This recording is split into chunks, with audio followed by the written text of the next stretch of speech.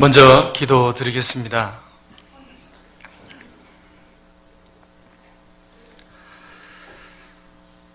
은혜와 자비가 풍성하신 고마우신 우리 아버지 하나님, 이 세상에 살아가면서 그 죽음이 무엇인지, 참으로 인생이 무엇인지를 말씀을 통해서 헛되고 또 죽음이 새로운 시작이라는 것을 우리가 깨닫고 이제 그 죽음 앞에서 그 죽음을 건너가 어떻게 하나님을 만나야 될지를 말씀을 통해서 저희들 가르쳐 주시고, 너무나 더러운 죄가 우리 안에 가득 들어있고 그로 말미암아 영원한 심판을 받아야 된다는 사실 앞에 저희는 주님 앞에 무릎을 꿇었습니다.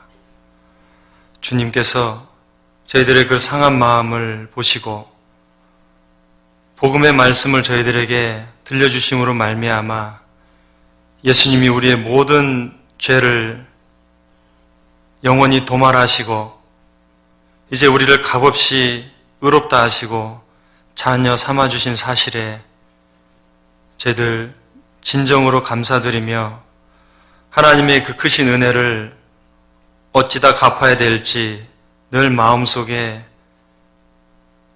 생각하며 살아갈 수 있도록 은혜 베풀어 주심을 감사드립니다. 이 세상에 많은 사람들은 헛된 부요를 쫓아서 살아가고 있지만 하나님께서는 그들이 눈먼 자요, 가난한 자요, 벌거벗은 자 같다고 말씀하셨습니다. 이제 영적으로 부유한 우리 형제 자매님들 한자리에 모여서 또 하나님의 귀한 말씀을 듣고 또 앞으로 우리가 어떻게 살아가야 될지를 교훈해 주심을 감사드립니다. 오늘 이 구미 지역에 많은 잃어진 영혼들 가운데 먼저 저희들을 불러주시고 복음의 전도자로서 저희들을 훈련시키기 위해서 저희들 늘 말씀으로 가르쳐 주시고 또 어렵고 힘든 생활 가운데에서 주님이 함께 동행하심으로 말미암아 우리가 정말 이 세상에서 불쌍한 자가 아니고 가장 행복한 자라고 늘 깨닫게 해주심도 감사드립니다. 이제 주님 앞에 가는 그 시간들이 얼마 남지 않았음을 저희들 늘 말씀을 통해서 깨닫게 됩니다. 하지만 그 짧은 시간 동안에 더욱 주님을 위해서 열심히 살고 싶지만 우리의 악한 본성이 여전히 세상과 타협하고 또 하나님을 쫓아가고자 하는 마음이 있지만 또 게으름으로 우리의 나태함을 드러낼 때가 있습니다. 하지만 하나님께서 우리의 연약함을 아시고 늘 체휼하시고 또 우리를 위해서 지금도 기도하시고 계신다는 사실에 저희들 늘 감사함으로 또 부끄럽지만 오늘 주님 앞에 나왔습니다. 주님, 저희들 그 사랑하시는 사랑이 변치 않음을 저희들 잘 알고 있기에 오늘도 주님의 그 사랑에 저희들 또 의지하면서 다시금 힘을 얻고자 합니다. 도와주시고 오늘 전해지는 말씀 하나님의 능력으로 함께해 주셔서 전하는 자나 듣는 자가 힘을 얻을 수 있도록 인도하여 주시옵소서. 참으로 이 복음을 위해서 멀리 해외에서 또 국내에서 많은 전도인들과 또 함께하는 형제자매님들이 수고하고 계십니다.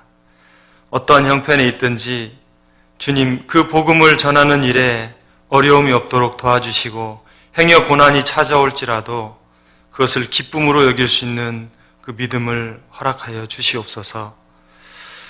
오늘 함께 하기를 원하지만은 여러 가지 사정으로 또 육신의 질병으로 함께 하지 못한 우리 형제 자매님들 주님의 그 못자억난 손으로 어루만져 주시고 그 상한 심령 하나님을 기억하는 마음 가운데에서 위로하여 주시기를 간절히 원하고 또 악한 일에 마음이 뺏기지 않도록 그 마음을 지켜주시기를 원합니다. 오늘도 주어지는 모든 말씀 주님 홀로 영광 받으시기를 원하오며 저희를 사랑하시는 예수님 이름으로 기도드렸습니다. 아멘. 예, 말씀 찾겠습니다. 사무엘상입니다. 1장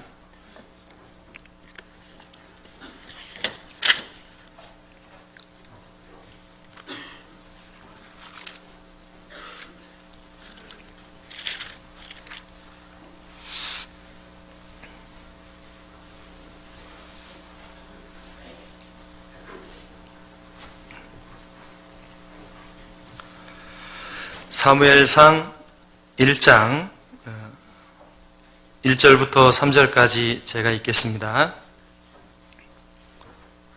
사무엘상 1장 1절부터 3절까지입니다.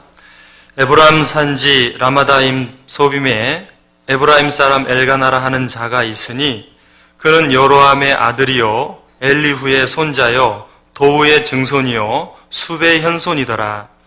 그에게 두 아내가 있으니 하나의 이름은 한나요 하나의 이름은 분인나라. 분인나는 자식이 있고 한나는 무자하더라. 이 사람이 매년에 자기 성읍에서 나와서 실로에 올라가서 만군의 여호와께 경배하며 제사를 드렸는데 엘리의 두 아들 홈니와 비느하스가 여호와의 제사장으로 거기 있었더라. 자, 2장 넘겨보겠습니다. 2장 12절부터 제가 읽겠습니다. 엘리의 아들들은 불량자라 여호와를 알지 아니하더라. 그 제사장들이 백성에게 행하는 습관은 이러하니 곧 아무 사람이 제사를 드리고 그 고기를 삶을 때에 제사장의 사환이 손에 새 살고리를 가지고 와서 그것으로 남비에나 소태나 큰 소대나 가마에 찔러 넣어서 갈고리에 걸려 나오는 것은 제사장이 자기 것으로 취하되 실로에서 무릇 그곳에 온 이스라엘 사람에게 이같이 할 뿐 아니라 기름을 태우기 전에도 제사장의 사환이 와서 제사 드리는 사람에게 이르기를 제사장에게 구워드릴 고기를 내라. 그가 내게 삶은 고기를 원치 아니하고 날 것을 원하신다 하다가 그 사람이 그에게 이르기를 반드시 먼저 기름을 태운 후에 내 마음이 원하는 대로 취하라 하면 그가 말하기를 아니라 지금 내게 내라. 그렇지 않으면 내가 억지로 빼앗으리라 하였으니 이 소년들의 죄가 여호와 앞에 심히 크면 그들이 여호와의 제사를 멸시함이었더라. 인사드리겠습니다. 안녕하십니까? 반갑습니다. 저 구미교회는 제가 두 번째입니다. 작년에 경북권 모임할 때 참 방문을 했었고요. 오늘 이제 두 번째인데 어제 또 저녁에 와서 우리 형제들과 또 즐거운 탁구를 치면서 또 즐거운 시간을 또 가졌습니다. 포항교회는요, 잘 아시는 것처럼 한 600여 분의 성도가 지금 교제하고 계십니다. 그리고 그쪽이 이제 공단 지역이다 보니까 여기도 공단 지역이죠. 그래서 원래 경상북도에 살고 있던 분들과 또 외부에서 오신 분들이 이렇게 함께 교제를 하기 때문에 굉장히 교제가 다양하고 또 형제 자매들끼리의 어떤 그런 애정이나 사랑이 또 남다르다고 그렇게 생각을 합니다. 또 특히 이 경북 지역은 말씀은 잘 안 하시는데 인간적인 어떤 정은 참 많으신 것 같아요.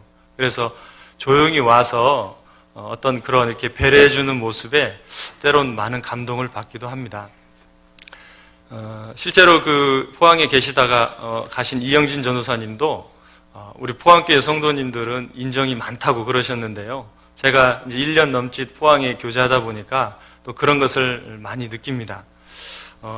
저로서는 너무나 감사하고 또 그곳에 저를 보내신 이유가 하나님에게 또 분명히 있다고 생각을 하는데 그곳에서 형제 자매님들이 전도를 많이 하고 계셔요. 작년 같은 경우에도 약 한 100여 분 넘게 구원을 받았다고 이렇게 손을 들었는데 실상 이제 교제에 나가시는 분들은 또 그렇게 많지는 않더라고요. 그래서 우리 포항교회만 문제인가 생각을 해봤는데 그게 또 요즘 그 전국적인 그런 어떤 추세인 것 같기도 합니다.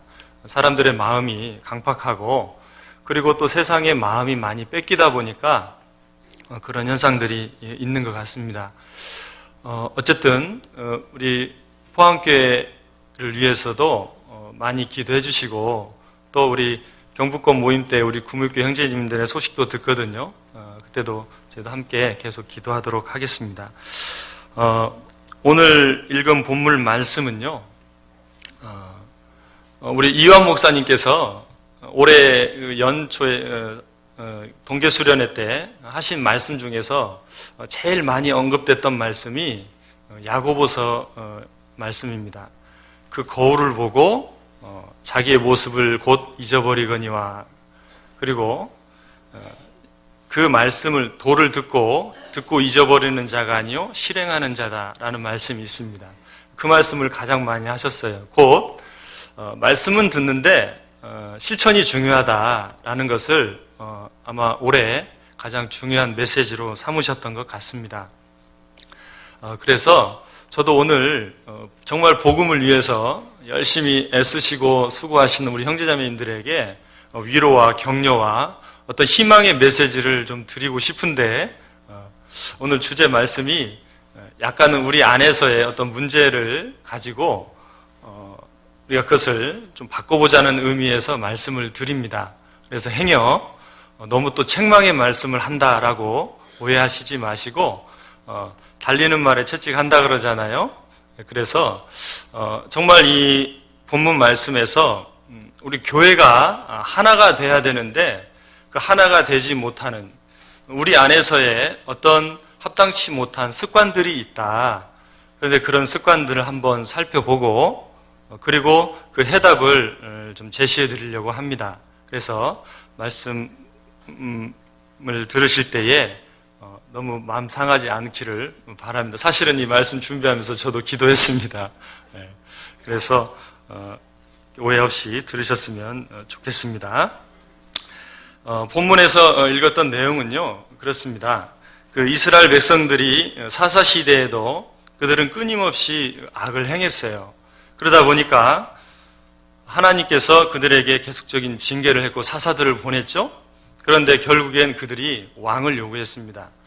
그래서 이제 신정체제에서 하나님이 다스리는 체제에서 이제 왕정체제로 넘어가는 그 시점에서 그 산파 역할을 했던 최후의 사사가 누구였냐면 바로 사무엘 선지자입니다.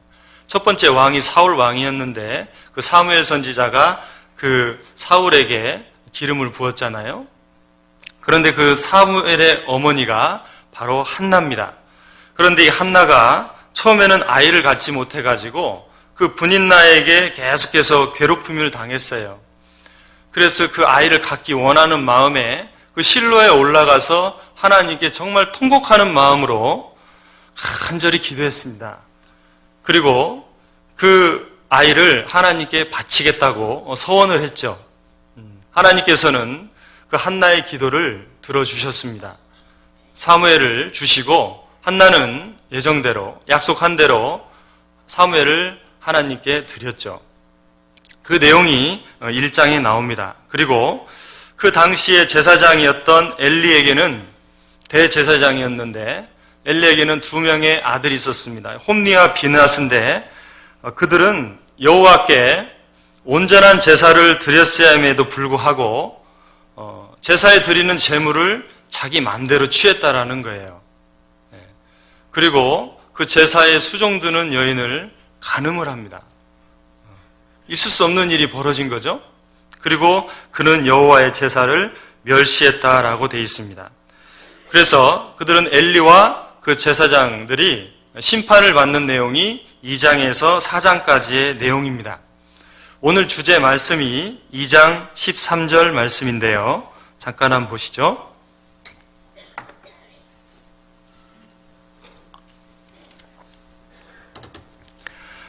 그 제사장들이 백성에게 행하는 습관은 이러하니 그랬습니다. 자, 여기서 습관이라 그랬는데요.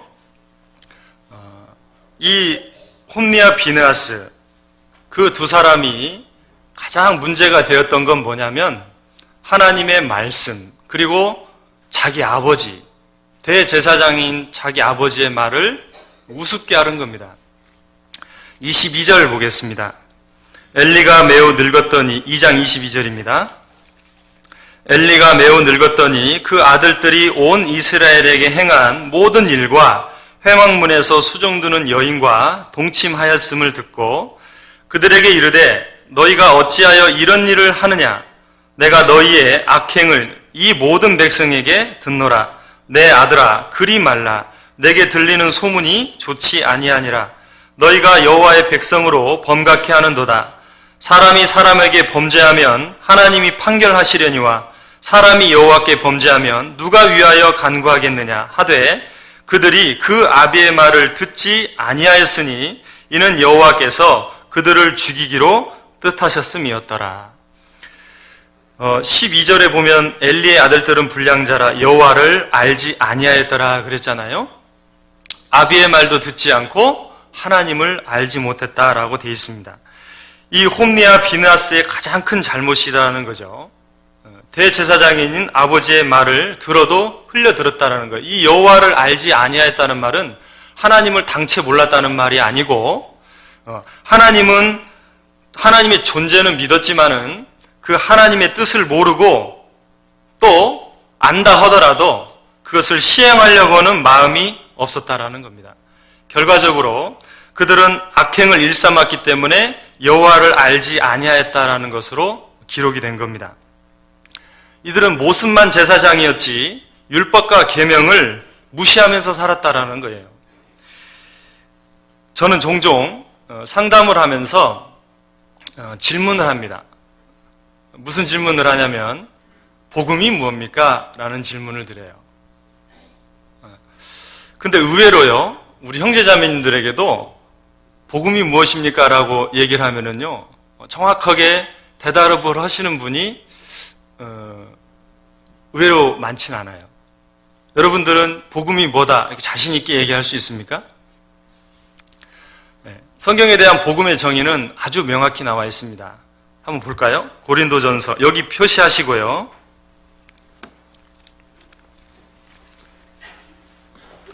고린도전서 15장입니다.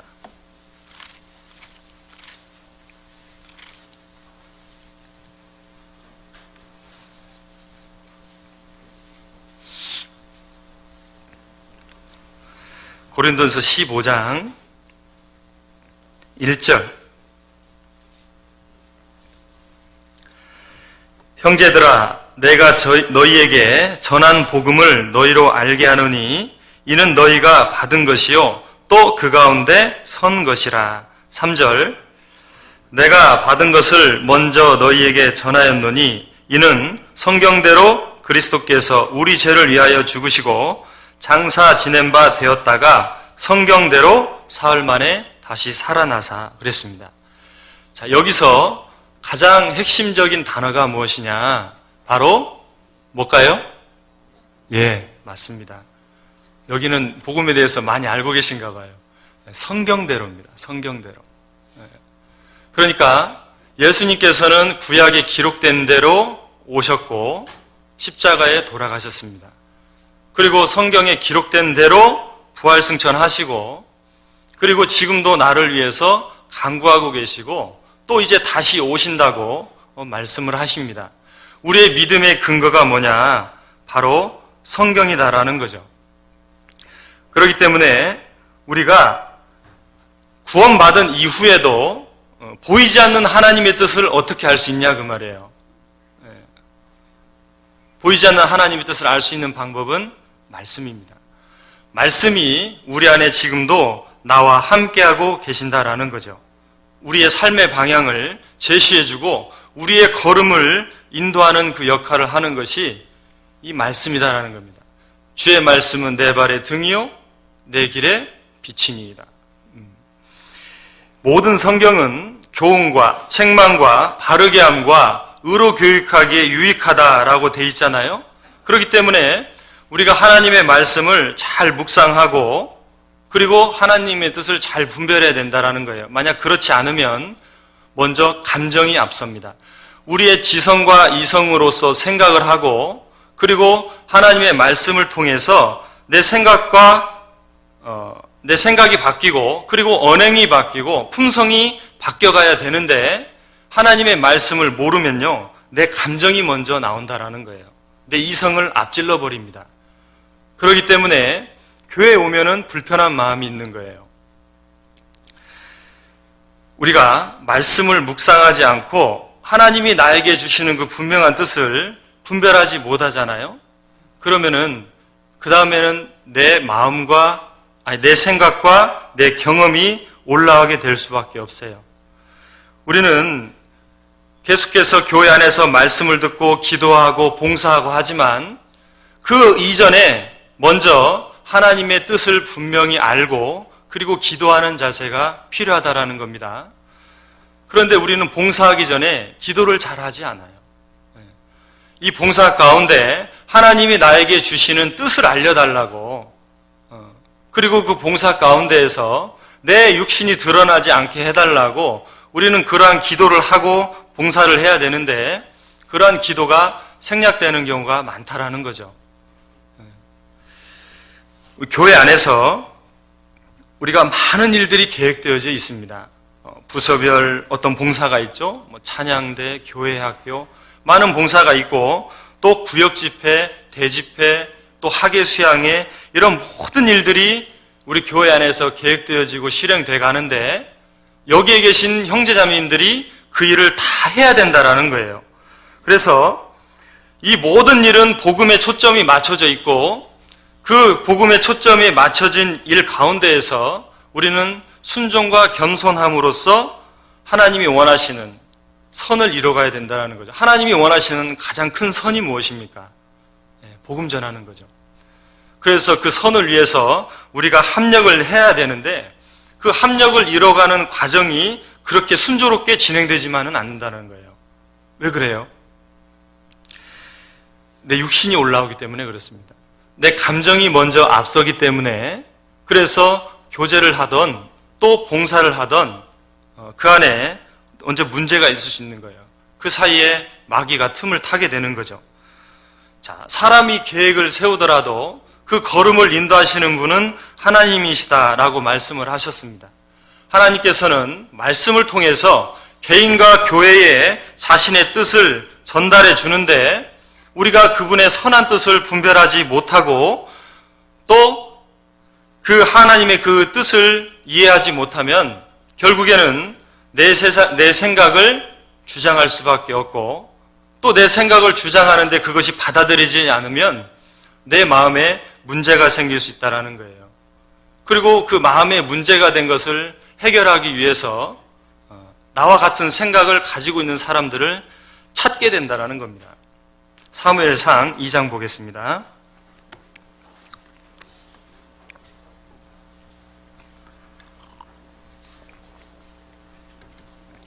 2장 13절부터 그 제사장들이 백성에게 행하는 습관은 이러하니 곧 아무 사람이 제사를 드리고 그 고기를 삶을 때에 제사장의 사환이 손에 새살고리를 가지고 와서 그것으로 남비에나 소태나 큰 소대나 가마에 찔러 넣어서 갈고리에 걸려 나오는 것은 제사장이 자기 것으로 취하되 그랬습니다. 자, 레위기 7장 34절에는요. 그 제사장들이 받아야 될 그 율법에서 받아야 될 그 제물의 분깃이 있어요. 거기에는 그 가슴살과 뒷다리살을 제사장이 취하도록 이렇게 돼 있습니다. 그런데요, 여기 홈리와 비느하스는요, 새살고리를 가지고 와가지고 그 남비에나 소태나 큰 소대나 가마에다가 찔러 넣어가지고 자기가 원하는 고기를 취했다라고 돼 있어요. 이걸 이렇게 생각해 볼 수 있습니다. 이 새살고리가 무엇이냐면 우리의 주장이라는 거죠. 우리의 꺾이지 않는 주장이라는 겁니다. 꺾이지 않는 고집이라는 거예요. 그 고집을 누구에게요? 그 믿음이 다른 남비나 소태나 다 크기가 다르죠? 우리 교제 안에도 서로 믿음이 연약한 자가 있고 강건한 자가 있습니다. 단단한 식물을 먹는 자가 있죠? 그들에게 내 생각을, 내 주장을 찔러 넣어서 내 원하는 답을 얻으려 한다라는 거예요. 그럴 때 내가 만약에 그런 의견을 냈을 때 내 의견에 동조를 해주고 이해를 해주면 교제가 잘 된다고 생각을 해요. 그런데 내 의견에 따르지 않고 내 생각을 달리하면요, 답답해지는 겁니다. 답답해지고 대화가 안 된다고 생각을 하는 거예요. 그러다 보면 교회 안에서 우리가 한 목소리를 내야 되는데 어떻게 돼요? 서로 끼리끼리 의견이 서로 다른데 같은 의견을 가진 사람들끼리 모여질 수밖에 없다라는 말이에요. 그러면 어떻게 될까요? 교회 안에서 서로 다른 말을 하게 되고 그리고 교회는 어지러워지고 마음이 다 나눠지는 겁니다. 우리 안에는 여전히 악한 본성이 그대로 남아 있습니다. 죽을 때까지는 사라지지 않습니다. 그런데 이 악한 본성은요, 절대로 선행으로 변하지 않습니다. 그러면 어떻게 될까요? 우리는 성령을 받았습니다. 내 육체는 더럽습니다. 내 육체는 더럽기 때문에 하나님의 내 더러운 육체 속에 성령을 넣어주셨어요. 그렇기 때문에 성령으로서 우리는 피조물이 됐고, 그리고 성령이 말씀을 통해서 우리가 늘 새로운 마음과 새로운 사람으로 주님의 성품으로 닮아가도록 나를 인도하신다는 겁니다. 뭘 통해서요? 말씀을 통해서요. 그래서 말씀을 우리가 깊이 생각하는 게 중요한데, 내 안에서 육체가 타락됐다는 것을 우리가 인정을 해야 돼요. 이걸 인정하지 않으면 끊임없이 내가 해보려고 하는 것들이 나온다라는 거예요. 이 홈리와 비느하스가 제사를 드렸던 것처럼 우리도 우리 안에서 내가 교회가 하나 되는데 그러한 습관적으로 그런 내 주장을 필 수 있다라는 겁니다. 고린도전서 1장 보겠습니다.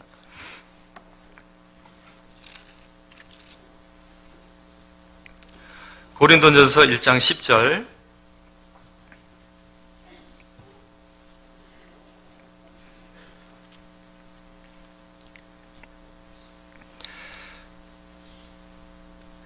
형제들아, 내가 우리 주 예수 그리스도의 이름으로 너희를 권하노니 다 같은 말을 하고 너희 가운데 분쟁이 없이 같은 마음과 같은 뜻으로 온전히 합하라 그랬습니다.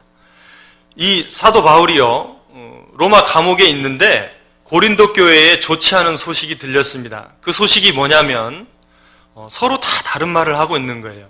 당이 지어졌습니다. 나는 바울파다, 나는 아볼로파다, 나는 베드로파다, 다 나눠진 거예요. 그들은 그 십자가의 참된 의미를 몰랐습니다. 그들은 누굴 쫓았어요? 사람을 보고 따르기 시작했어요. 그러다 보니까 사람을 쫓아간 겁니다. 베드로를 쫓아가고 바울을 쫓아가고. 그래서 사도 바울이 뭐라고 합니까? 13절에 그리스도께서 어찌 나뉘었느냐? 바울이 너희를 위하여 십자가에 못 박혔으며 바울의 이름으로 너희가 세례를 받았느냐? 라고 물어본 겁니다.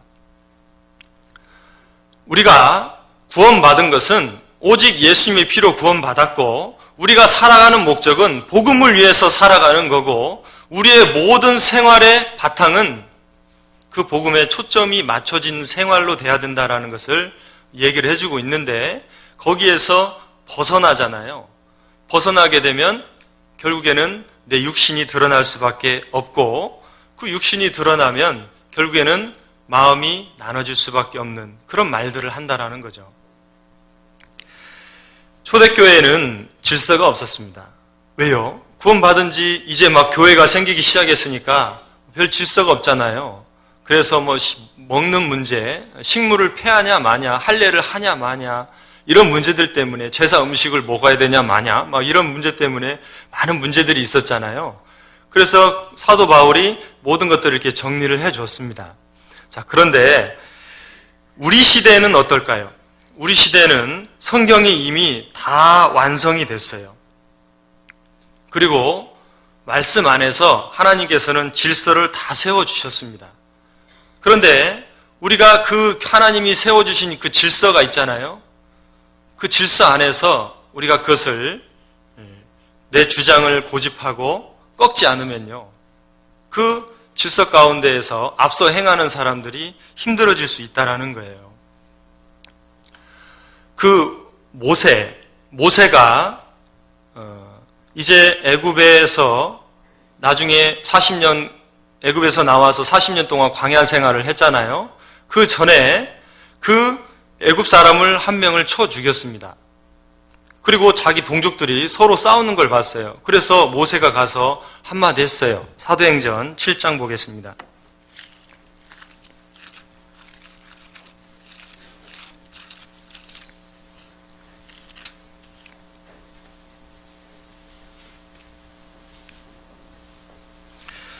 사도행전 7장 26절.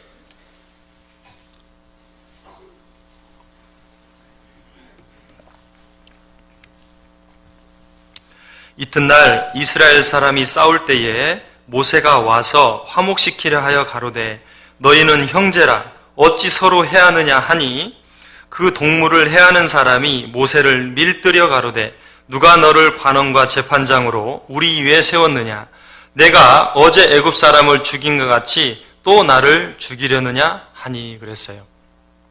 모세는 나름대로 충성된 마음을 가지고 있었습니다. 그는 자기가 하나님께서 자기 손을 빌어 이스라엘 백성은 구원해 주실 거라고 깨달았어요. 그런데 충성된 마음은 있었는데 충성된 사람은 아니었습니다. 왜 그랬어요? 그에게는 주님의 마음이 없었습니다. 겸손과 온유가 없었어요. 혈기만 있었습니다. 애굽에서 배운 지식을 가지고 그 이스라엘 민족을 구원하려고 했어요. 그런데 몇 명 구원했어요? 한 명 구원했습니다. 그런데 이스라엘 백성들이 지금 서로 싸우는데요. 모세가 가서 중재를 하잖아요. 그런데 어떤 사람이 모세에게요.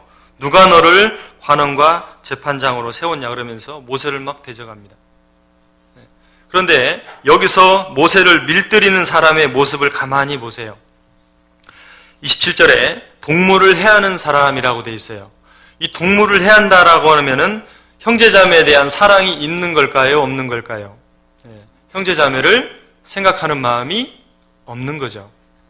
또 하나, 누가 너를 관원과 재판장으로 세웠느냐 그랬습니다. 이 사람의 생각은 항상 누가 높은가입니다. 누가 높은가. 이 사람이 사람을 평가하는 기준이 뭐예요? 누가 지금 높은 자리에 앉았느냐? 그것이 항상 생각이 있으니까 어떻게 되겠어요? 내 마음속에 문제가 생기는 거예요. 질서에 순종하려는 마음이 없겠죠. 또 우리 위에 세웠느냐 그랬어요. 우리 위에 세웠느냐. 자기 혼자 얘기하면서 우리라고 포장을 합니다. 아까 말씀드렸죠. 새살고리를 찔러 넣어서 자기의 생각을 다른 사람에게 끌어낸다라는 거예요. 그래서 내 마음과 맞춘다라는 거죠. 여기도 마찬가지입니다. 자기의 생각을 우리라고 포장을 하잖아요. 그리고 또 네가 어제 애굽 사람을 죽인 것 같이 또 나를 죽이려 하느냐 그랬잖아요. 이제 그 사람의 잘못을 얘기하는데요. 과거에 있는 잘못을 끄집어냅니다. 그리고 막 책망을 하는 거예요. 그 사람이 바로 누구냐? 모세를 밀들인 자다라고 얘기를 해요. 우리가 교회 안에서 말씀이 올바르게 전해지지만 그 말씀에 순종하지 않고 겸손하지 않는 모습이 있잖아요. 그러면 어떻게 돼요? 그러면은 내 주장이 나올 수밖에 없다라는 겁니다. 그런데요, 데살로니가 교회는 그러지 않았어요. 데살로니가 교회. 한번 볼까요? 데살로니가전서 2장 13절 보겠습니다. 데살로니가전서 2장 13절.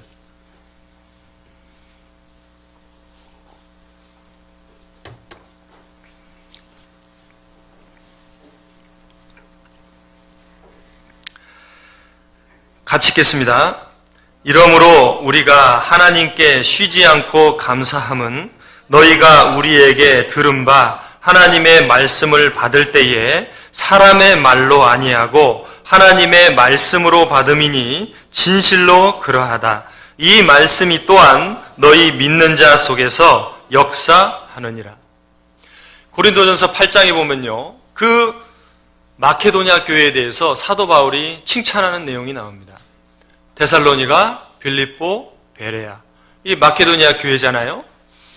그 데살로니가 교회는요, 극한 가난에도 그들의 연보를 아끼지 아니었고 자기의 생명도 아끼지 아니했다라고 얘기를 합니다. 가난과 궁핍과 환난 속에서 사도 바울을 위해서 연보를 하고 또 가난한 예루살렘 교회를 위해서 그들은 정말 아낌없이 연보를 했어요. 그들은 교회가 하나가 되고 복음을 위해서 완전히 마음이 모아졌었습니다. 그래서 복음을요, 정말 힘있게 전했다라는 거예요. 그렇게 할 수 있는 그 바탕이 뭐냐? 말씀을요, 사람의 말이 아니라 하나님의 말씀으로 받았다라고 되어 있습니다. 그 말씀이 그들 속에 들어가서 역사했다라는 겁니다. 하나님의 말씀은 살았고 운동력이 있어 좌우의 날선 어떤 것보다 예리하다 그랬잖아요. 우리가 어떤 상황에서든지 봉사를 하든지 직장 생활을 하든지 우리가 그 가운데에서 말씀을 구하고 찾고 그런 두드리는 그런 가운데에서 하나님께서는 우리에게 말씀을 보내주셔요. 말씀을 생각나게 하십니다. 그리고 이 내 악한 본성을 이기도록 힘을 주신다라는 거예요. 분이 나잖아요. 해가 지도록 분을 품지 마라 그랬잖아요. 형제가 밉잖아요. 형제 허물을 덮어주는 자는 사랑을 구하는 자요, 그것을 거듭 말하는 자는 이간하는 자니라. 그런 말씀이 내 마음속에 떠오른다라는 거죠. 그런 말씀을 보내서 내 속에서 올라오는 감정을 누르고 그리고 이성과 지성으로 생각하도록 만들어가는 것, 그것이 바로 이 말씀이다라는 겁니다. 그런데 이 엘리의 두 아들은 율법에 대해서는 너무 잘 알고 있었습니다. 그런데 그 제사를 어떻게 지냈습니까? 멸시했습니다. 왜 그랬습니까? 말씀을요, 알아도 행하지 않는 마음이 없었어요. 행하려고 하는 마음이 없었어요. 그리고 그 모습으로 인해서 결국에는 악한 것들이 나오는 거죠. 그것이 습관이다라고 얘기를 했습니다. 또 하나 보겠습니다. 사무엘상 2장 다시 돌아갑니다.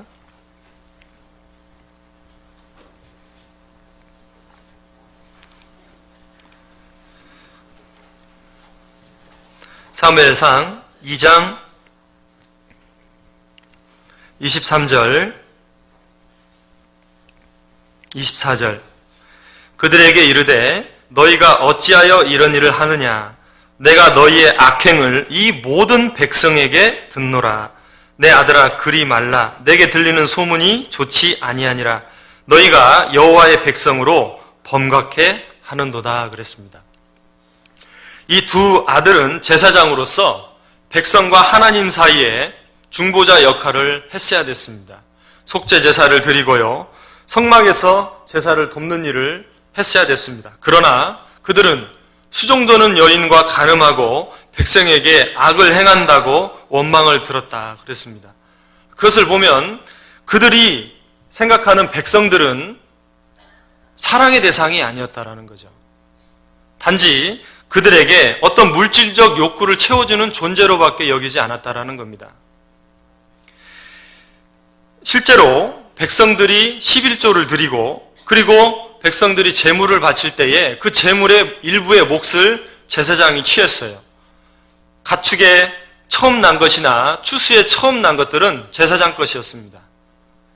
그리고 나중에 느헤미야 시대에는 땅과 집도 줬어요. 그런데 그 제사장들이요, 그 백성을 어떻게 생각했습니까? 무시했다라는 겁니다. 베드로전서 2장 9절에 너희는 택하신 족속이요 왕같은 제사장이요 거룩한 나라요 그의 소유된 백성이다 그랬잖아요. 우리 구원받은 성도는요 높고 낮음이 없어요. 우리는 다 왕같은 제사장이고 하나님의 시민이고 권속이고 백성이다 그 말입니다. 그렇기 때문에 우리는 모두가 다 주님의 피가 발려져 있고 성령을 다 받은 자이기 때문에 모두가 다 소중하고 귀하게 해야 되는 그런 형제 자매다라는 거죠.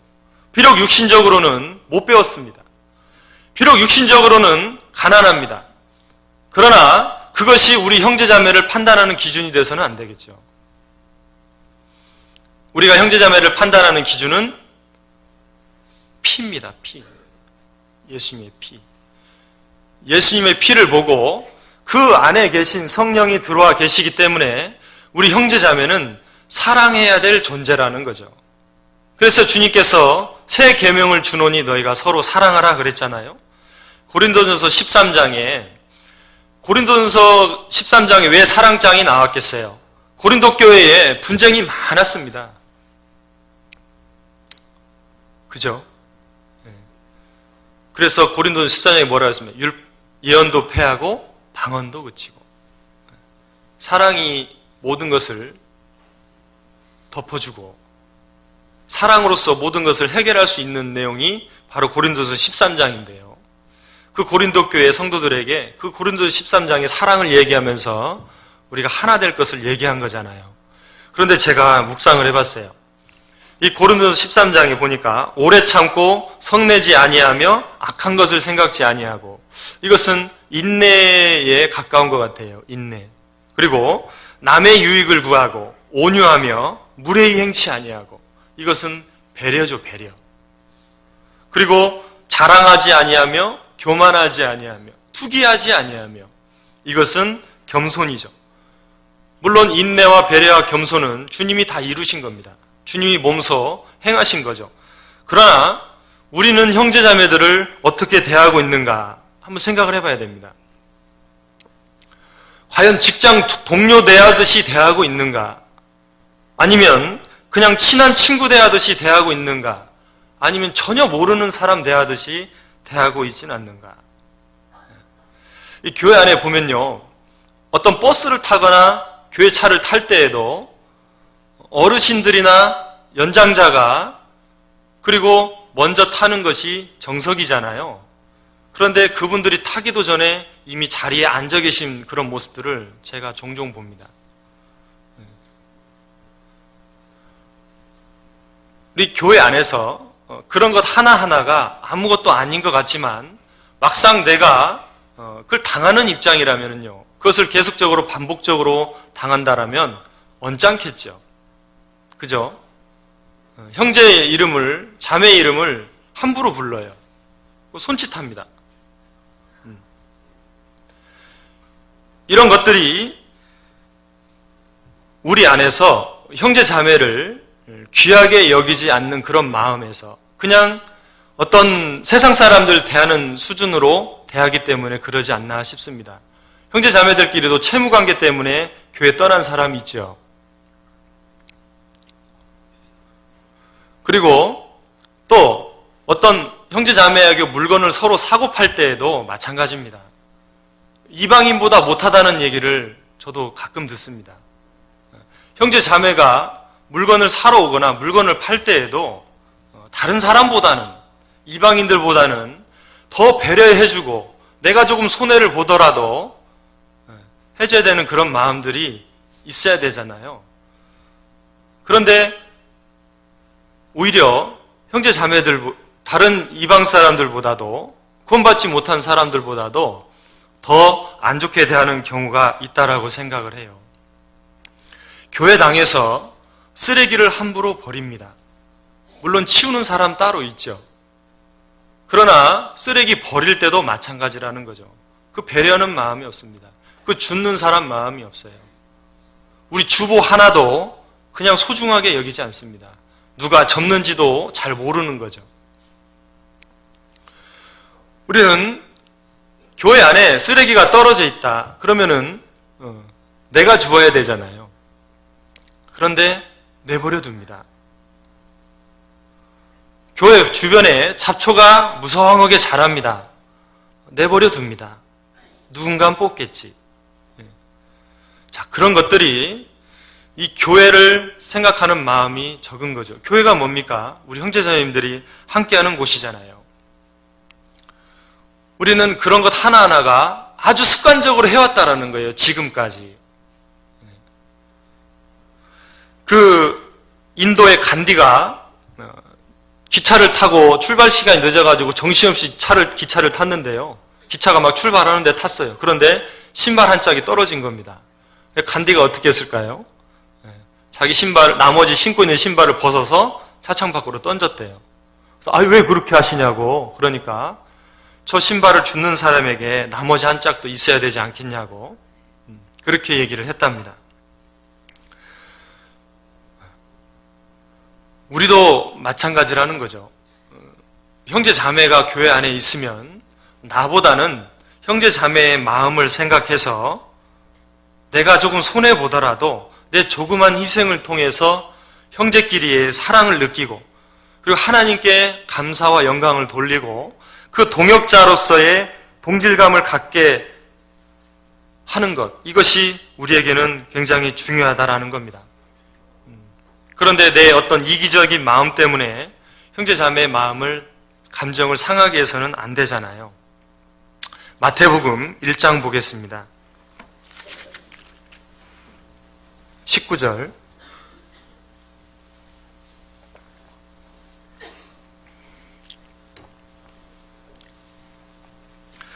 마태복음 1장 19절. 그 남편 요셉은 의로운 사람이라 저를 드러내지 아니하고 가만히 끊고자 하여 그랬어요. 자, 큰일 났습니다. 이 마리아가요, 자기 약혼녀 마리아가 임신을 했답니다. 자, 여러분들 같으면 어떠시겠어요? 내가 사랑하는 애인이 있었는데 나도 모르는 사이에 다른 남자의 아이를 임신해가지고 내 앞에 왔다. 여러분들 같으면 어쩌시겠어요? 네.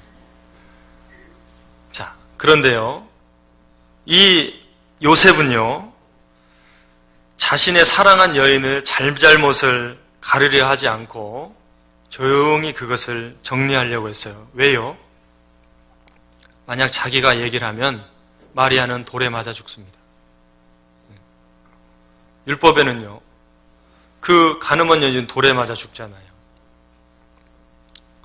그런데 요셉은 그걸 드러내지 않고 가만히 있었어요. 마리아가 곤욕 치르는 것이 싫었습니다. 마리아를 생각하는 마음이겠죠? 자, 그래서 누가 태어났습니까? 예수님이 태어났습니다. 그 요셉의 인내와 배려 속에서, 그리고 마리아의 순종 속에서 그 예수님이 태어났다라는 거예요. 여러분, 우리 교회 학교 어린이들에게 물려줄 게 뭡니까? 여러분들이 물려줄 게 뭐예요? 그 교회를 사랑하는 마음, 형제를 사랑하는 마음이잖아요. 그 정말 형제를 배려하고 그 형제를 위해서 희생하는 마음을 그 어린 우리 교회 학교 학생들에게 어른들이 물려줘야 되지 않겠냐 그 말이죠. 그래야 그들이 자라서 성장해서 타인을 위해서 희생하는 것, 복음을 위해서 그 잃어진 영혼들을 희생하려고 하는 마음 때문에 전 세계 각지에 가서, 오지에 가서 복음을 전하지 않겠냐 그 말이에요.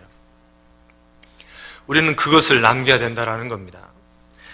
그런데 이 예수님께서 이러한 인내와 배려 속에서, 마리아의 순종 속에서 태어나셨어요. 그런데 예수님이 하루는 계신데요, 사람들이요 웅성웅성합니다. 보니까요, 가늠하다 잡힌 여인을 끌고 왔어요. 사람들이 돌로 쳐 죽이려고 그랬습니다.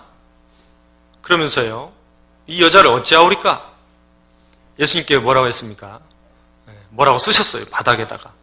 근데 뭐라고 썼는지 성경에 안 나와 있지만 대부분 그렇게 얘기합니다. 여자를 보고 음욕을 품는 자마다 마음의 힘이 가늠했느니라. 혹시 그 말을 쓰지 않았을까? 다 돌을 놓고 갔어요. 죄가 없는 자는 돌로 치라 그랬습니다. 돌을 놓고 갔잖아요. 근데 예수님께서 이제 그 여인은요 벌벌벌 떨고 있어요. 예수님 앞에. 예수님 뭐라고 했습니까? 나도 너를 정죄치 않으니 다시는 가서 죄를 범치 말라 그랬습니다. 그건 뭡니까? 자기가 정말 죄인이라는 것을 깨닫고 있는 여인을 위해서요, 예수님은요 더 정죄하지 않았다 그 말이에요. 더 정죄하지 않고, 그리고 그 여인이 스스로 자기 죄를 깨달았기 때문에 더 이상 죄를 범치 않도록 새로운 삶을 살도록 주님은 배려를 하신 거죠. 또 한 명 있습니다. 사마리아 여인입니다. 사마리아 여인이 저녁에는요, 자기가 부끄러우니까 저녁에는 물을 뜨러 갈 수가 없어요. 그러니까 쨍쨍 햇빛이 뜨는 낮에 다른 사람 몰래 물을 뜨러 간 거예요. 거기서 예수님을 만났잖아요. 그러다가 예수님께서 그럽니다. 내가 주는 물을 먹는 자는 영원히 목마르지 아니하리니 나의 주는 물은 영원토록 솟아나는 샘물이 되리라. 그러니까요, 이 여인이요, 저도 주세요. 저도 그 물 먹게 해주세요. 그랬어요. 그러니까 예수님이 뭐라고 했습니까? 너는 간음죄 진 여자니까 못 먹는다 그랬습니까? 네 남편 데려오라 그랬습니다. 왜 남편 데려오라 그랬어요? 자기 죄를 스스로 깨닫게 해주신 겁니다. 자기 죄를 모르는 자에게 예수님은요, 자기 죄를 스스로 깨닫게끔 말씀을 하신 거죠. 그러한 모습들이 예수님에게는요, 사랑이 다 들어가 있는 거예요. 사랑이. 우리 안에도 그렇잖아요. 우리 안에도 혹시 구원은 받았다고 하는데 행동이 잘 안 나와요. 행동이 잘 안 나와요. 그럼 우리 나름대로 생각을 합니다. 구원 아닌가? 그러면서 어때요? 더 이해해주고 격려해주고 끌어안아주려고 하는 마음보다도 똑바로 살아라, 열심히 살아라, 그런 말부터 나가요. 자, 우리 안에서 정말 형제의 마음을 이해하고 깊이 생각하는 마음들이 필요하다라는 겁니다. 여러분들, 우리 각자 다 십자가 지고 있지만 내가 다른 사람의 십자가를 질 수 있을까요? 절대 못 집니다. 아마 내가 그 사람 형편이라면요, 나는 못 견디고 뛰어나왔을 거예요. 그렇기 때문에 우리가 그 사람의 형편을 충분히 알지 않는 이상은 함부로 비방하거나 판단해서는 안 됩니다. 그래서 로마서 14장이 그랬잖아요. 너희가 연약한 자를 받되 그의 의심하는 바를 비판하지 말라. 왜? 하나님이 저를 받으셨다 그랬어요. 그렇기 때문에 우리는 정말 형제 자매를 생각하고 그 말 한마디라도 더 그 사람을 생각해주고 배려해주는 그런 언행이 우리에게는 필요하다라는 그런 생각이 듭니다. 우리 집회도 마찬가지예요. 제가 우리 지금 여기서 집회 구원 받으신 연수가 오래될수록 집회를 많이 들으셨잖아요. 어떤 분은 어제 제가 한 분을 상담했는데 100번은 더 들었다고 하더라고요. 100번은 더 들었다. 그래서 집회 내용은 다 외우셨겠네요. 제가 그런 얘기를 했는데, 자, 그런 계속되는 똑같은 내용의 집회 말씀을 듣고 사실은 감동받기는 어렵죠. 매번 감동받기는. 그런데 그럼에도 불구하고 우리가 집회 때 강사 말씀에 웃어주고 큰 소리로 따라 읽어주고 잘 화답해주고 졸지 않고 그런 것들이 바로 전도자나 새로운 사람들에게요, 힘을 넣어주는 거예요. 전도인에게나 새로운 사람들에게. 그런 것들이 그런 조그만 배려다라는 거죠. 나는 힘들죠. 직장에서 이러고 와서 그 똑같은 말씀 들으려고 하니 얼마나 힘들겠어요. 당연히 졸리죠. 그러나 마음을 바꿔보세요. 저 앞에서 말씀 전하신 분과 사실 똑같은 말씀 듣는 것보다 똑같은 말을 전하는 게 더 어렵다고 힘들다는 거, 그거 아십니까? 똑같은 말을 계속 전하는 게 사실은 더 힘들어요. 우리 하계수양에 저희 전도인들 상담하잖아요. 그러면 금방 한 얘기 했는데 또 와서 또 그 한 얘기를 또 하는 거예요. 몇 시간 동안. 사실 힘듭니다. 그렇기 때문에 우리가 그 말씀 전하는 사람이나 또 듣는 자의 마음을 생각하고 그 집회에 적극적으로 협조해주면요, 오히려 저 집회가 더 풍성해지지 않을까. 그래서 우리가 내 마음은 내키지는 않지만 우리 서로 상대방을 위해서 신경 써주는 것, 배려해주는 것, 그런 것들이 필요하다 생각을 합니다. 또 하나는 이 악을 도모하는 습관이 있어요. 이게 뭐냐면 홈리와 비느하스가 같이 행했다라는 거예요. 만약에 홈리나 비느하스가 혼자 단독 범행을 했다라면 그렇게까지 악해지진 않지 않았을까 그런 생각을 해봅니다. 로마서 1장에도 악을 도모하는 자가 있어요. 사람이 그 본성으로 죄를 지을 때 있잖아요. 자기와 그 마음을 같이 하려고 하는 그런 사람들이, 그런 마음이 생겨나게 돼 있습니다. 실제입니다. 제가 전도인 되기 전에 어떤 분하고 우리 어떤 형제님하고 식사를 하게 됐는데 술을 시키더라고요. 제가 깜짝 놀랐습니다. 그래 저보고 한잔 할 거냐 그러더라고요. 제가 너무 당황했습니다. 근데 그분은 교제 떠났을까요? 안 떠났을까요?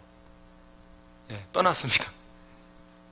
자, 그런데 제가 만약에 저도 홀짝홀짝 마시고 있던 상황이었다면 어땠을까요?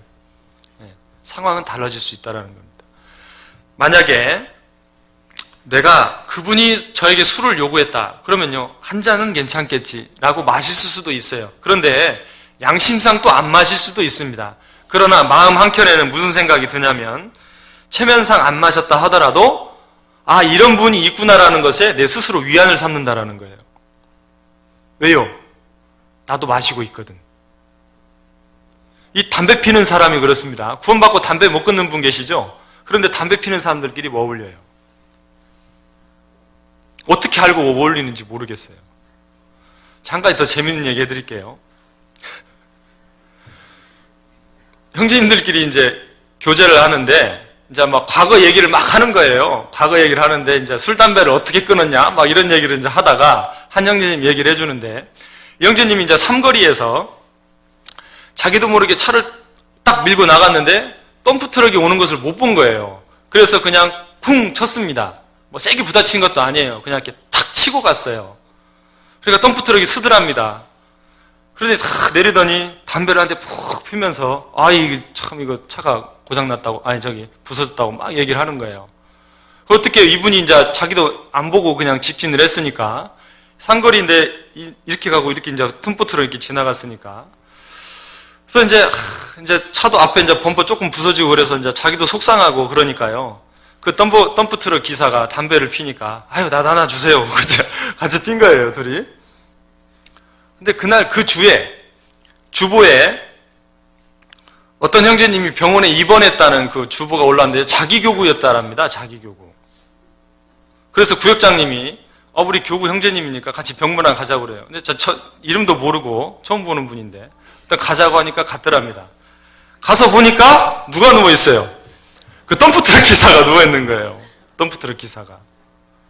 그분이 형제님이었던 거예요. 자, 둘이 보고 서로 놀랬을까요? 안 놀랬을까요?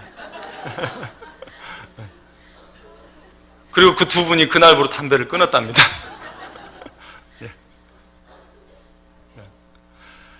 우리 마음속에 공교롭게도 다른 형제가 자기하고 유사한 그 죄를 행하는 모습을 알게 되면요, 그 같이 행하려는 마음이 올라온다는 거예요. 그게 뭐예요? 군중심리예요, 군중심리. 그런데 이런 것들을 행하는 사람이 많아지잖아요? 그럼 어떻게 되겠어요? 죄가 죄로 여기지 않는 교회 안에, 다른 데서 봤을 때는 분명히 죄인데 교회 안에서 죄가 죄로 여겨지지 않는 그런 심각한 상황이 올 수 있다는 겁니다. 자, 우리가 죄를 질 때 즉시로 하나님 앞에 자백하는 습관을 갖지 못한다면요, 우리는 죄와 타협하려는 그런 것들이 계속 습관이 되고 또 그것을 행하는 자들과 함께 하려는 그런 마음들이요, 계속해서 남아 있다라는 거예요. 그래서 이 홈리와 비느하스는 그 범죄하는 과정 속에서 서로 정당화시켰을 겁니다. 야, 이거 먹어도 되냐? 괜찮아. 야, 이거 새살고리를 꺼내도 돼? 괜찮아. 서로 위로하고 격려하고 죄를 지었다라는 거죠. 그런 악을 도모하는 습관들이 우리 안에도 있다라는 겁니다. 자, 그래서 이러한 습관들이 우리 안에서 계속 지속되다면 어떠한 상황이 발생되냐면 사무엘상 다시 돌아갑니다.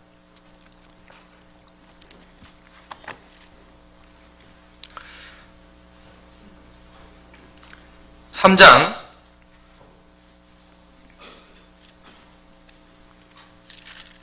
1절 2절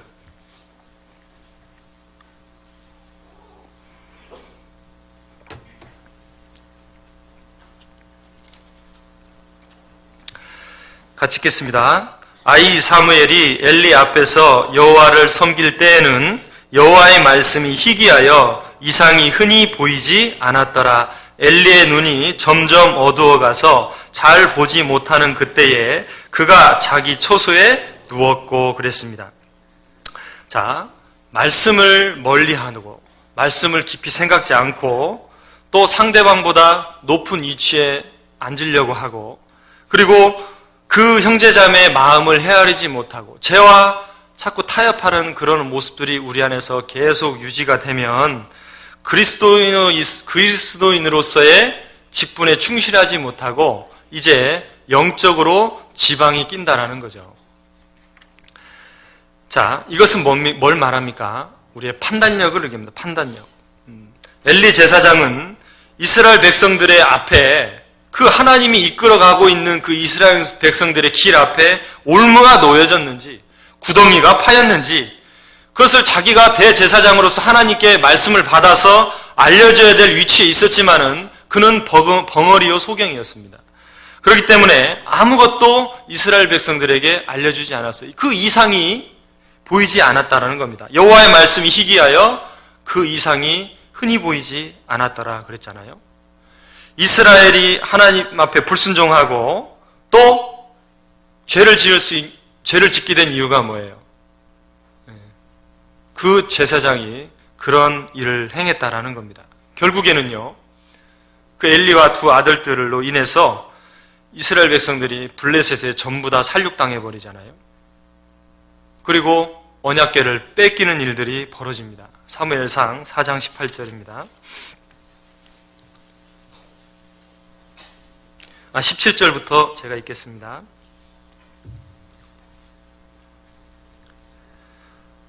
죄송합니다. 10절 먼저 읽겠습니다. 블레셋 사람이 쳤더니 이스라엘이 패하여 각기 장막으로 도망하였고 살육이 심히 커서 이스라엘 보병에 엎드러진 자가 3만이었으며 하나님의 궤는 빼앗겼고 엘리의 두 아들 홈리와 비네아스는 죽임을 당하였더라 그랬고 18절 하나님의 궤를 말할 때에 엘리가 자기 의자에 자빠져 문 곁에서 목이 부러져 죽었으니 나이 많고 비둔한 영고라. 그가 이스라엘 사사가 된 지 40년이었더라 라고 되어 있습니다. 엘리는요, 나이가 많아서 몸이 비둔해가지고 의자에 자빠져서 목이 부러져서 죽었다 이렇게 되어 있어요. 그는요, 이 하나님의 그 영적인 눈이 그에게는 어두웠고 또 마음에 지방이 완전히 껴 있었습니다. 하나님의 음성에 민감하지 못했고 백성의 신음에 민감하지 못했고 아들들의 죄에 그는 민감하지 못했습니다. 왜요? 지방이 꼈습니다. 그렇기 때문에 하나님의 예정된 심판을 그는 그대로 받았습니다. 이 엘리 제사장은 하나님께로 받은 제사장 직분을 완전히 소홀히 했죠? 우리도 마찬가지입니다. 우리는 지금 영적 암흑 시대에서 하나님께서 우리에게 그 생명의 말씀을 이 세상에 전하라 라고 얘기를 하면서 우리에게 말씀을 주셔서 우리의 앞에 빛을 비춰주시고 전도자로서의 사명을 갈 수 있도록 하나님이 인도하신다라는 겁니다. 그 길이 비록 험난하고 고난이 찾아올지라도 그 가운데서 피할 길을 내시고 나를 지켜주시고 보호해 주신다고 말씀을 하십니다. 그런데 우리가 그러한 하나님 앞에 말씀에 민감하지 못하잖아요. 그러면요, 하나님과 교제가 멀어져요. 말씀을 듣기 원해서 교회를 오는 것이 아니라 때가 되니까 교회를 오는 겁니다. 그리고 그러한 생활이 계속해서 반복적으로 되다 보니까 신앙의 매너리즘에 빠져버리는 거예요. 매너리즘. 아주 그냥 단조로운 생활에 연속이다라는 겁니다. 그리고 교제가 답답해지는 거예요. 교제 가도 뭔가 얻을 게 없어요. 마지못해 가는 겁니다. 안 가자니 형제자매님들 눈치 보이고 구역장님 전화 오고 가자니 답답하고 세상적으로 할 일은 많고 결과적으로 이 신앙생활의 즐거움을 말씀이나 교제에서 찾아야 되는데 거기서 찾지 못하고 어떻게 돼요? 세상 것인 걸 찾는 거예요. TV나 또 취미생활이나 인터넷이나 영화나 이런 것으로서 자기의 어떤 즐거움을 찾으려고 한다는 겁니다. 신명기 32장 보겠습니다.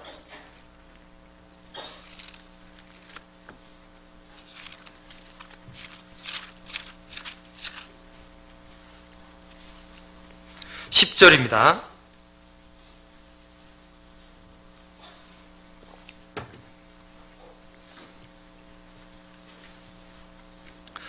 신명기 32장 10절 여호와께서 그를 황무지에서 짐승의 부르짖는 광야에서 만나시고 호위하시며 보호하시며 자기 눈동자같이 지키셨도다. 마치 독수리가 그 보금자리를 어지럽게 하며 그 새끼 위에 너풀거리며 그 날개를 펴서 새끼를 받으며 그 날개 위에 그것을 엎는 것 같이 여호와께서 홀로 그들을 인도하셨고 함께한 다른 신이 없었도다.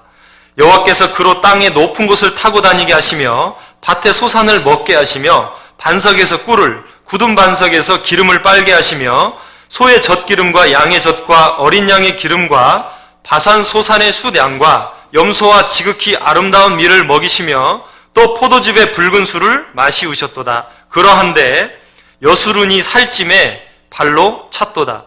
내가 살찌고 부대하고 윤택함에 자기를 지으신 하나님을 버리며 자기를 구원하신 반석을 경홀히 여겼도다. 그들이 다른 신으로 그의 질투를 일으키며 가증한 것으로 그의 진노를 격발하였도다. 그들은 하나님께 제사하지 아니하고 마귀에게 하였으니 곧 그들의 알지 못하던 신, 근래 일어난 새 신, 너희 열조에 두려워하지 않는 것들이로다 그랬습니다. 자, 결국 가나안 땅에 들어가지 못하고 광야에서 죽음을 맞게 된 모세. 이 모세가 이제 그 이스라엘 백성들을 향한 하나님의 진노의 말을 이제 하고 있는 겁니다. 그런데 광야에서 황무지와 광야에서 이 모든 것을 채워주시고 구름 기둥과 불 기둥으로 너희를 인도하시고 독수리가 새끼를 훈련시키는 것처럼 하나님께서 그 광야에서 너희를 훈련시키는 것들을 너희가 알지 못했냐 그 말입니다. 그들이 하나님께 부르짖을 때 하나님이 그 음성을 들으시고 도와주시고 그리고 하나님의 도우심으로 너희가 살이 찌고 윤택했음을 너희가 잊어버리고 이제는 알지 못하는 신, 새로운 신들을 너희가 찾고 있는 것, 이게 말이 되냐 그 말이에요. 모세는 그것을 지금 책망하고 있는 겁니다. 자, 우리는 어떻습니까? 우리는 이 광야 같은 세상에서 하나님의 은혜로 구원을 받고 성령의 인도하심으로 우리는 가고 있습니다. 구원받고 지금까지의 모든 삶을 한번 돌이켜 보십시오. 내 지나왔던 때를 한번 돌이켜 보십시오. 하나님의 은혜가 있지 않았습니까? 어렵고 힘들 때 내가 하나님께 부르짖을 때에 하나님이 그 내 음성을 들으시고 내 기도를 들어주시지 않으셨습니까? 그리고 지금도 하나님의 말씀으로 그리고 성령으로 나를 지금도 인도하고 있는 그 사실을 우리는 부인할 수 없습니다. 그런데 우리가 복음을 위해서 고난도 싫어하고 복음을 위해서 헌신과 수고도 싫어하고 매일매일 주시는 하나님의 말씀을 읽지 않고 묵상하지 않고 그리고 형제 자매를 귀하게 여기지 않고 산다면요, 우리 마음속에도 마찬가지로 지방이 낀다라는 거죠. 우리 영혼에 지방이 껴서 복음을 전하는 입술이 둔해진다라는 겁니다. 그 복음을 전하는 발길이 둔해지고 교회에서 하는 일이 둔해지고 교회에서 대체 무슨 일이 계획되어 있는지 알려고 하질 않는다라는 거죠. 우리 가끔 회사에서 전화하죠. 형제님 오늘 무슨 일이 있습니다. 오십시오. 문자 오잖아요. 전화가 오거나. 그러면 아차 하죠. 왜요? 관심이 없었어요. 그리고는 그때서야 이제 막 챙기기 시작합니다. 그런 경험 많이 있으시죠? 이 엘리 제사장은요, 그 수십 년 동안 제사장의 반자를 쫓아서 자기가 제사장이 됐지만 자기가 자신의 위치와 역할을 망각하고 그 아니란 생각으로 하나님 앞에요 행했어요. 인정을 받지 못했죠? 그러므로 말미암아서 어떻게 됐습니까? 괴가 뺏겨버렸습니다. 하나님의 괴. 반드시 지켜야 될 하나님의 괴가 빼앗겨버렸다라는 거예요. 이 괴가 빼앗겼다라는 것은 뭡니까? 이 괴 안에는 그 아론의 쌍난 지팡이와 만나를 담은 항아리, 그리고 두 돌판이 들어가 있어요. 십계명 두 돌판이 그 안에 들어가 있습니다. 만나를 담은 항아리, 이게 뭡니까? 바로 우리의 생명이시며 구원 되신 예수 그리스도를 상징합니다. 나는 산떡이다 그랬잖아요. 그리고 아론의 쌍난 지팡이는 뭘 말합니까? 민수기에 보면 그 고라당이 반역을 했어요. 그래서 12지파의 사람들을 모아가지고 12개의 지팡이를 나눠줬습니다. 그리고 하나님께서 싹이 나고 꽃이 피는 그 지팡이를 가진 자에게 내가 권세를 준다라고 얘기를 했어요. 그런데 아론의 이름이 적힌 그 지팡이에 꽃이 피고 살구열매가 맺혔어요. 이건 뭘 말해요? 하나님이 직접 질서를 세워주시는 겁니다. 교회 안에 직접 질서를 세워주시고 그 생명 없는 지팡이에서 싹이 나는 것처럼 생명을 주관하시고 우리의 모든 삶을 주관하시는 하나님의 주권을 얘기합니다. 그리고 언약궤는 뭘 말해요? 바로 변치 않는 하나님의 언약의 말씀이죠. 나를 구원해 주신 예수 그리스도의 사랑, 그리고 지금도 나를 주관하시고 나에게 은혜 베풀기를 원하시는 그 하나님의 은혜, 주권, 그리고 변치 않는 그 하나님의 말씀, 이것을 뺏겨버린다라는 겁니다. 요한계시록 한번 보겠습니다. 요한계시록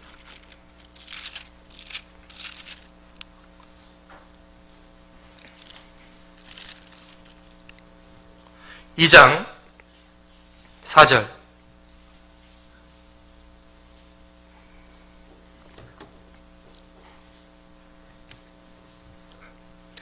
요한계시록 2장 4절. 그러나 너를 책망할 것이 있나니 너의 처음 사랑을 버렸느니라. 사랑을 잊어버렸죠? 또 보겠습니다. 요한계시록 3장 17절.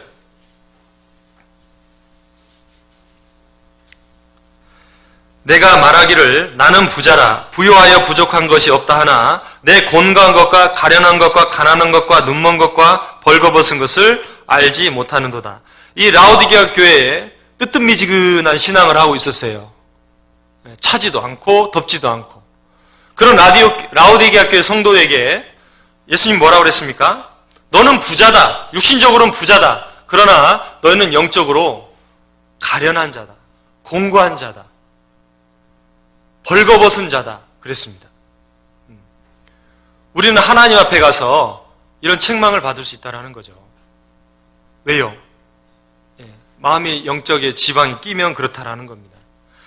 그렇기 때문에 우리가 그 그리스도인으로서 당연히 해야 될 그런 직분을 정말 귀하게 여기고 그 하나님이 우리에게 주시는 그 말씀을 정말 소중히 여기고 붙잡아야 된다는 것입니다.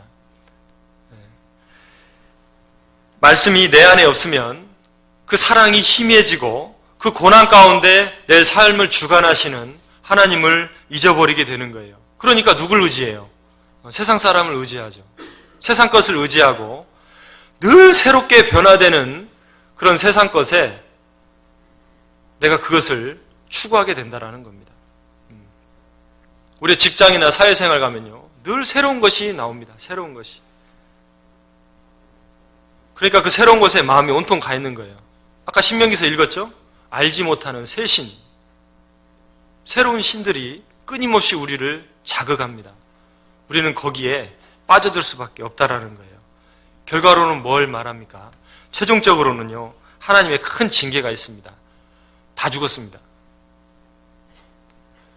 그 홈리와 비나스뿐만 아니라 그 손자 이가봇, 증손자 아히멜렉, 그리고 그 아히멜렉의 아들 아비아달도 솔로몬 시대에요. 쫓겨나 버렸습니다. 대제사장직에서 쫓겨나 버렸어요. 하나님의 예언이요. 완전히 집안이 다 멸망해 버렸습니다. 그러한 큰 징계가 있을 때 우리는 지금이라도 늦지 않았으니까 빨리 돌이켜야 되지 않겠습니까? 자, 그래서 우리가 이 많은 잘못들을 고치는 이런 잘못된 습관들이 있는데 이것을 고치는 것들이 굉장히 많이 있습니다. 그 중에 제가 한 가지만 말씀드리겠습니다. 물론 말씀도 좋고 말씀도 있고 기도도 하는 것도 중요하지만 가장 먼저 선행돼야 될 게 있습니다. 사무엘상 1장 다시 돌아갑니다.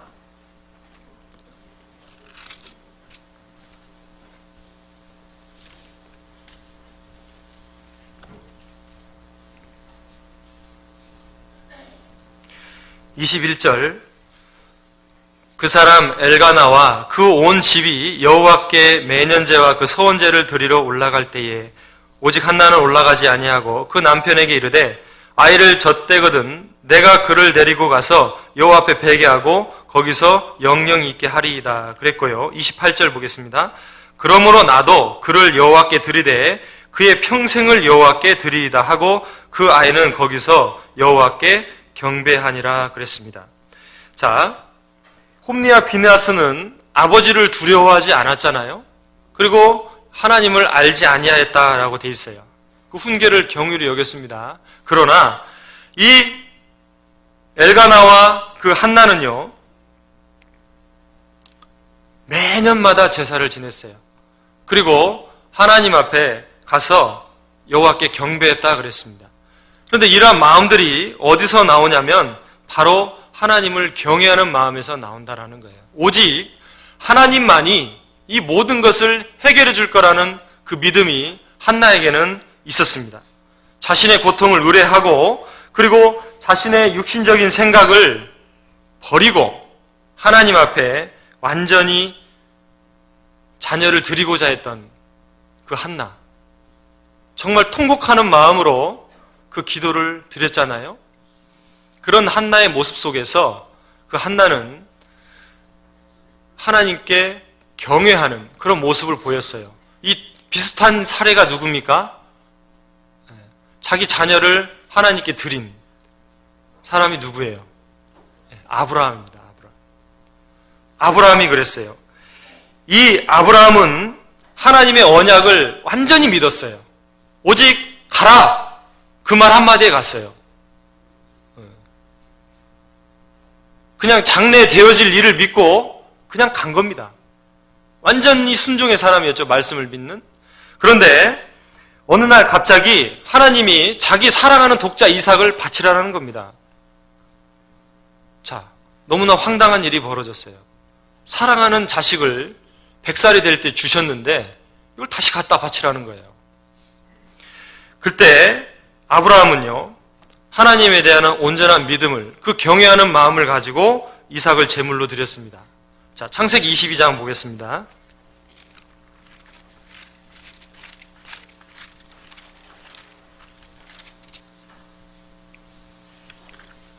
(12절입니다)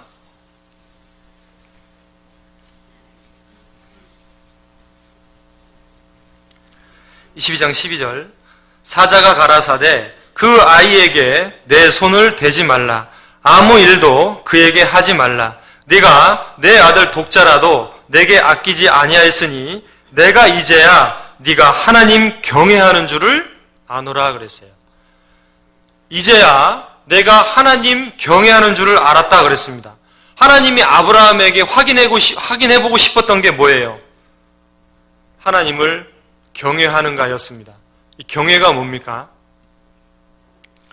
하나님을 두려워하면서 공경하는 거예요. 그게 경외입니다. 여러분들은 하나님 두려워하십니까?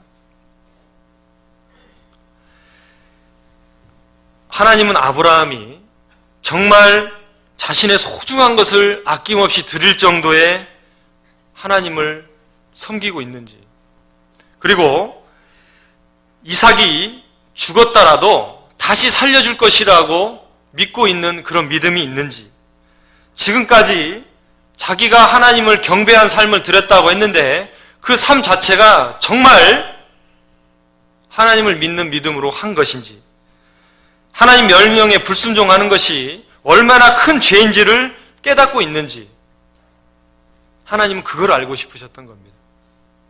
그래서 이삭을 바치라고 한 거예요.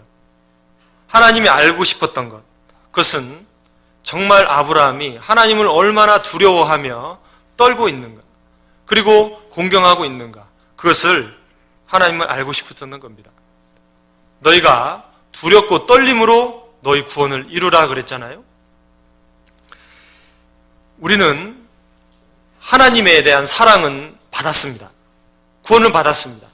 그런데 여전히 하나님 앞에 우리는 죄를 짓고 있어요. 그렇지 않나요? 죄를 짓고 있기 때문에 하나님의 엄한 책망이 있습니다. 우리는 그리스도의 심판대 앞에 서게 됩니다. 우리가 하나님을 두려야 되는 이유가 뭐예요? 징계가 있죠? 그 다음에 그리스도의 심판대 앞에 누구나 다 서야 됩니다. 그렇기 때문에 우리는 그 하나님을 두려워하는 마음을 가져야 돼요. 예수님도 그랬습니다.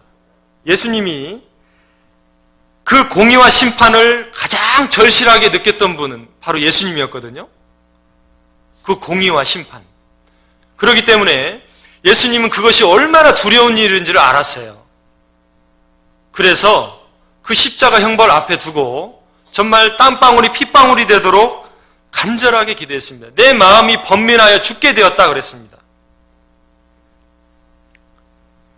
할 수만 있다면 이 잔을 지나가게 해달라고 그랬어요. 그런데 예수님이 이 고통스러운 순간을 어떻게 이겨내셨는지 아셔요? 히브리서 5장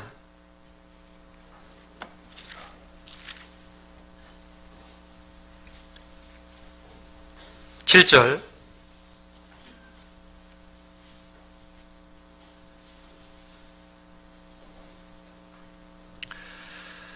그는 육체에 계실 때에 자기를 죽음에서 능히 구원하실 이에게 심한 통곡과 눈물로 간구와 소원을 올렸고 그의 경외하심을 인하여 들으심을 얻었느니라.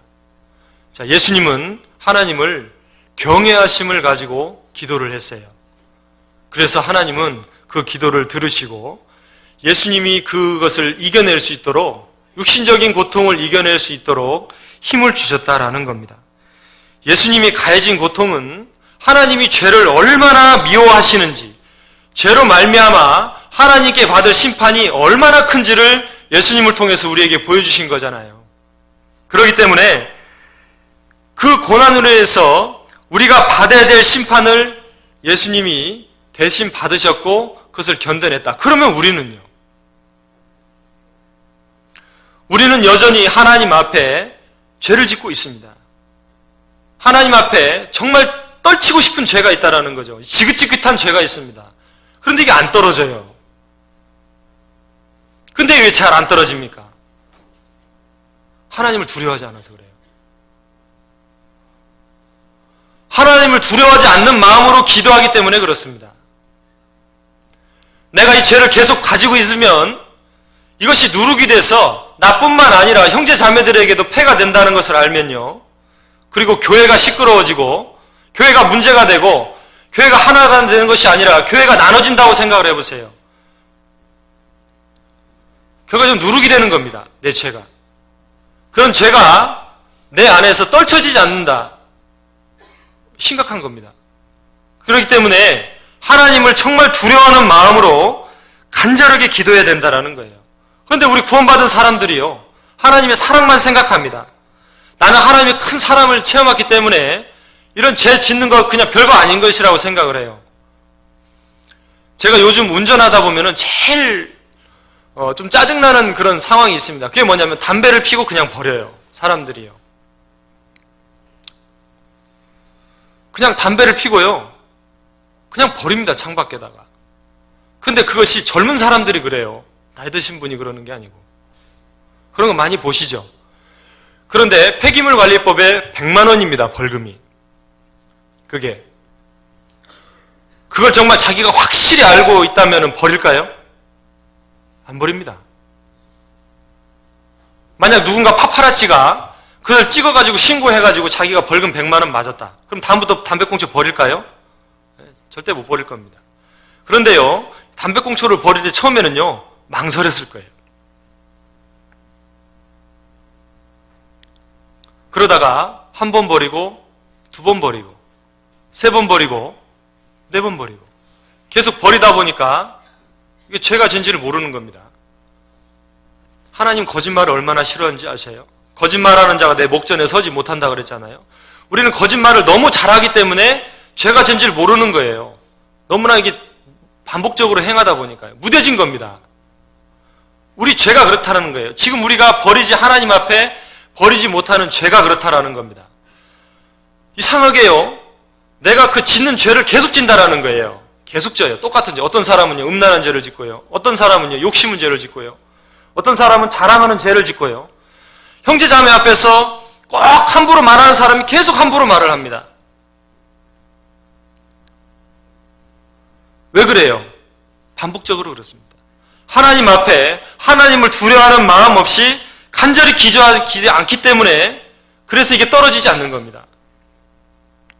한나는요, 통곡하면서 기도했어요. 다윗이 밧세바에게 간음죄를 짓고 뭐라고 했습니까? 여호와의 구하시는 제사는 상한 심령이라.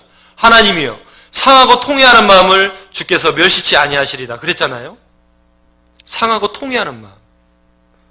하나님을 두렵고 떨리는 마음으로 우리 구원을 이루라고 하는 것처럼 우리는 정말 하나님 앞에 두렵고 떨어야 됩니다. 그래야 이 매년 반복되는 이 습관들이 없어진다는 거예요. 그렇지 않고는요, 오늘 제가 드린 이런 말씀들, 습관들이요, 얼마 지나지 않아서 또 모임을 하다 보면, 봉사를 하다 보면 또 다 드러나실 겁니다. 아닙니까? 그렇기 때문에 우리는 정말 하나님을 두려워하는 마음으로 내 자신을 돌아봐야 돼요. 시편 2편 보겠습니다.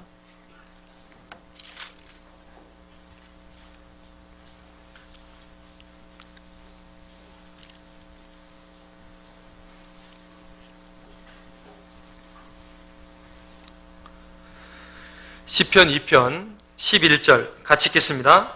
여호와를 경외함으로 섬기고 떨며 즐거워할지어다. 자, 보세요. 섬기고 떨어라 그랬는데 마지막에 뭐라고 돼 있어요? 즐거워할지어다 그랬잖아요. 즐거워할지어다. 하나님을 섬기고 떠는데요, 어떻게 즐거워하냐 그 말이에요. 여러분, 내 영혼이 소성케 되고 즐거움을 가질 수 있는 건 뭐예요? 하나님 앞에 떳떳할 때입니다. 떳떳할 때. 여러분, 교회에서는 와서 형제 자매들에게 떳떳하지만 가정에서는 영 아니신 분들 계시죠? 내가 하나님께 사람들에게 인정을 받으려면 가정에서도 교회에서도 함께 인정을 받아야 돼요. 외식적인 모습이 아니라 진정으로 변화된 내 삶이 내 자신을 떳떳하게 만들어요. 그러면요, 즐겁습니다. 신앙생활이. 왜요? 거리낌이 없는 거죠.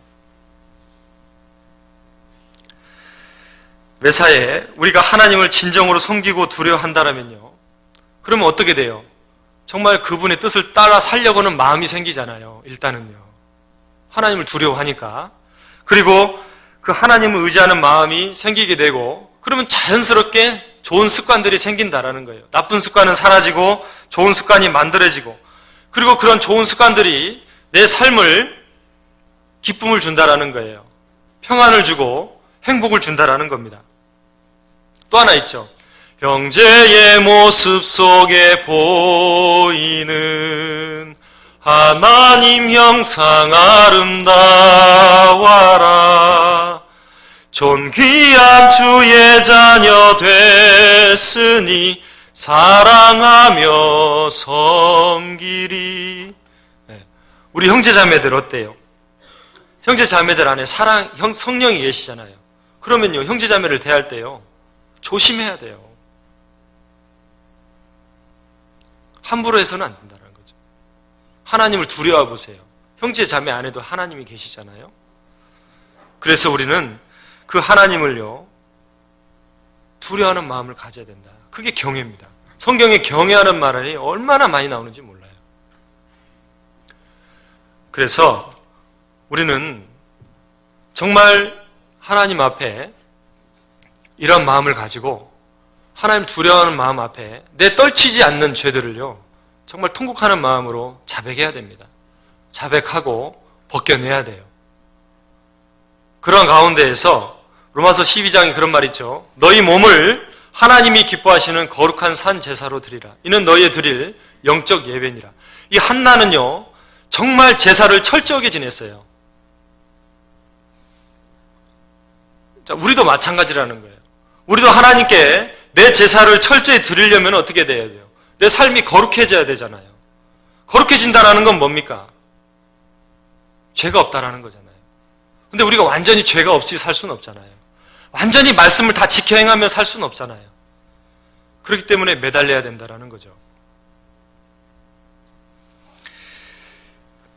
우리는 정말 정해진 시간에 따라 드리는 제사들이 있습니다. 그게 뭡니까? 말씀의 제사, 봉사의 제사, 교제의 제사, 그런 제사들이 우리 교회 안에 있어요. 그런데 그런 제사들을 우리는 정말 경건하고 거룩한 마음으로 행해야 돼요. 그런데 어떤 때 보면요, 모든 교회 봉사회장님이 여기서 광고하시는데 꼭 기도할 때 나가시는 분들이 계시더라고요. 나가봐야 1분입니다. 늦어봐야 5분이에요. 근데 꼭 기도할 때 나가지 말라 해도 꼭 나가셔요. 참 희한합니다. 그리고 시작 찬양할 때 그렇습니다. 찬송 인도자가 찬상을 하잖아요. 자, 찬송 인도는 그러면은 그냥 아무것도 아닌 우리 행사입니까? 아니잖아요.